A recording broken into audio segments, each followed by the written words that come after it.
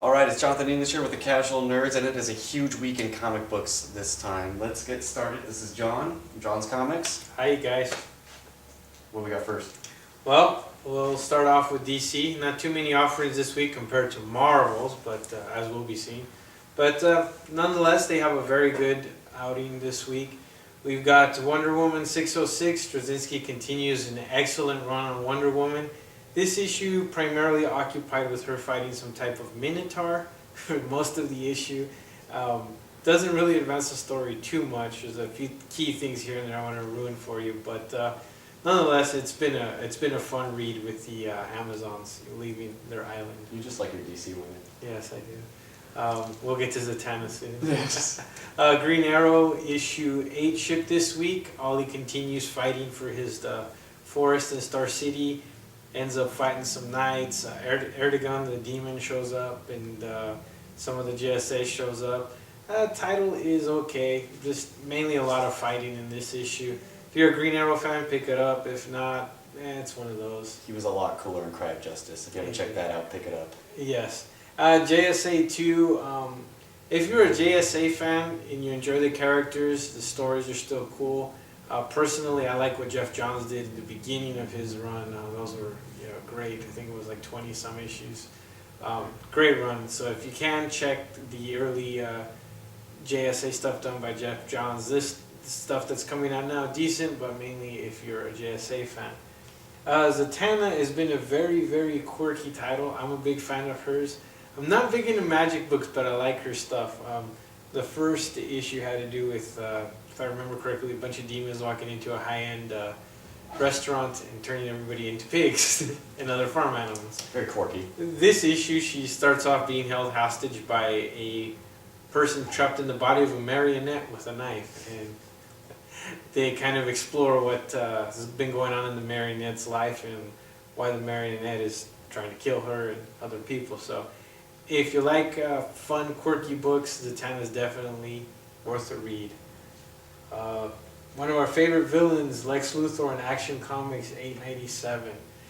Ever since he got the orange lantern ring, he's been obsessed with getting a power ring again. And he's been obsessed with not only that orange ring, but also the black lantern rings that made the zombies in Blackest Night. This issue, he's actually going face to face with the Joker of all people. If you guys remember the scene in Dark Knight where Batman and him are going back and forth, it's kind of a scene like that with Luthor. Luthor figures out that Joker somehow, some way, got a hold of some black dimension ring thing where he's able to, send things in, almost like a mini portal type deal. And of course, trying to get anything straight out of the Joker is never a good thing. So, back and forth, some words are exchanged, some people are killed, and Luthor gets what he wants. We have a surprise guest at the end, which is tying us all back into the orange ring that he got. And that's all the clues I'm giving you. I don't want to ruin it for you. Continuing DC, we've got Shazam #1. It's no longer the regular Captain Marvel or Shazam we're used to. It's Fred that's taken over. The last we saw of him was in Cry of Justice, James Robinson Justice League. Pretty good. Pick it up if you haven't read it. Excellent art, good writing. Oh, yeah. He's up against Blaze, and it's still the whole depowered Batson thing.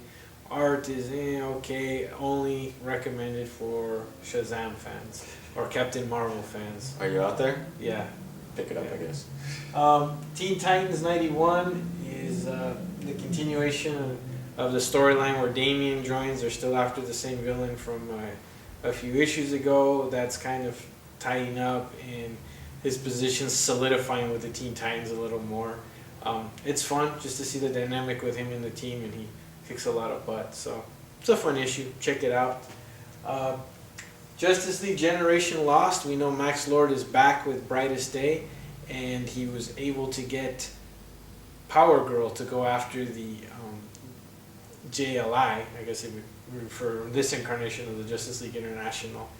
And things pretty violent, a lot of action with them trying to fend off Power Girl and trying to get her free of that brainwashing from Max Lord. Decent issue. Max still has Blue Beetle as a hostage, and at the end of this issue we start to see the roster kind of filling up to that classic JLI roster that we had. Moving on to Detective Comics number 873, we're on a little side story right here with Dick Grayson playing Batman. I'm ready for the whole Bruce Wayne switchover. It's about time. It's Bruce Wayne back, so let's do it. Other than that, there's this new villain. I don't remember him before at all. Dr. Queeborg, if I'm not even saying it right. He's got a new neurotoxin that's just messing up with Dick Grayson because it's a new strain that he can't control. Also within that, there's a Ban-Bat serum that happens at the end. A little interesting with that, how that goes down, but it's Batman.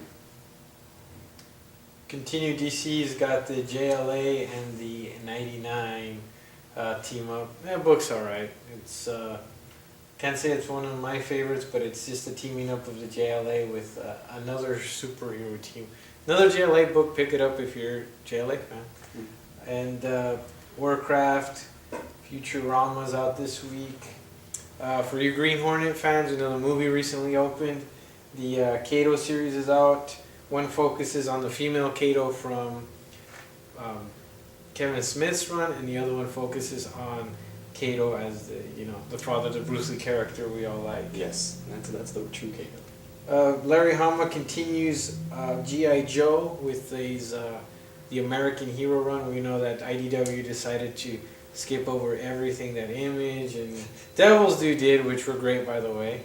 Yo Joe. Yeah, we said that last time. And has decided to continue the old Marvel run. So that continues this week. For you Transformer fans, we have Transformers Prime and IDW's Infestation. If you're familiar with IDW's Zombies vs. Robots, the zombies are invading the worlds of G.I. Joe, Transformers, Ghostbusters, and Star Trek. So I think it's like the ultimate uber nerd. IDW's got some good shit out there. Check it out. Yeah, definitely. But this is basically the setup issue. We're introduced to the portal where the zombies came from, and they'll be used to travel, and some people that are out to either help the zombies or kill the zombies. Lots of zombies getting killed, lots of zombies biting people, lots of dead things. And we get previews of the upcoming books for the Infestation with the Transformers, G.I. Joe, Star Trek, and Ghostbusters. So it's going to be fun. Definitely pick this up if you get a chance, or if you're into zombies. It's not The Walking Dead, but it's pretty fun. Also, as he was stating, Zombies vs. Robots, the 100-penny press, it's $1. Get this, it's amazing. The artwork in this is incredible. Story is just great. It's also in trade. If you could find that, pick it up. But definitely something to read. Oh yeah. And for Dark Horse, we'll highlight a couple of books. If you guys are fans of Legacy, or maybe you thought, what happened after Return of the Jedi, or even after Han, Luke? Years after. About 125 years later, we had Legacy with his great grandson, I believe, Cade Skywalker. And he's basically a Skywalker that became a drug-addicted, bounty-hunting, sequestered Jedi. The beginning of the series was really good. It kind of fell off towards the end. They wrapped that up, and now they're moving to this. Yeah, as we know in the Legacy War, Darth Karat, who we thought was killed in Legacy, came back, and he's decided that, hey, instead of ruling the galaxy, let's go to war and have at it. So we've got different factions. We've got the Jedis, we've got the Sith, we've got the Empire and their Imperial Knights, all going back and forth. And they're tying up a lot of plot lines. Spies that were in the Empire working alongside with the Jedi, or working with the Sith, and a lot of the characters that were introduced here and there are also being tied in, and everybody's kind of getting ready for the war. But definitely a cool read for you Star Wars fans. I recommend picking this up. And we also got the first issue of Darth Vader and the Lost Command. This one, it's a strong starter off period. Basically, we get to see Darth Vader. Hopefully he's going to be able to let loose. And we can actually see what this man's capable of. Seeing as they've been making him bitches lately. But, Force Unleashed. Yeah. I mean, come on. He's Vader. Yeah. I digress. But definitely a strong pickup point. They're after Grand Moff Tarkin's son. He's been captured by rebels, so him and another general go out to an ice planet and basically try to wipe it out and get back the sun. Definitely good starting off point. And we also had some nice image gems this month. Walking Dead Weekly, it hits issue 4. Everyone loves Walking Dead. If you saw the series, jump on the bandwagon. They're doing every issue up until now, every single week. It's coming out. Definitely pick it up if you want to catch up. It's fun. It is. Yeah. I've been enjoying rereading it. Guardians of the Globe is Image's version of the Justice League. Basically the title, the characters that can't support their own titles anymore. But no, actually it's fun. We've got Wolfman, Brit, and several other Image heroes teamed up together. Invincible's in there once in a while. So if you're an Image fan, Kirkman fan, pick it up. What happened to United? Oh, McFarlane, you can't follow through. Ooh, Oh, that's my hero too. That hurt a bit. we should have blamed Rob. But Liefeld. either way, Image, come on. Well, with that, we'll go on to Spawn 201. Like I said a couple weeks ago, Spawn 200 hit stores. If you haven't been reading it lately, definitely pick it up. This one, a bit wordy, definitely worth the read though. It's going into the whole backstory within Jim, the new Spawn, starting up to get to the point where he might be able to figure out who he is, where he came from, what's going on with him. Definitely a solid read.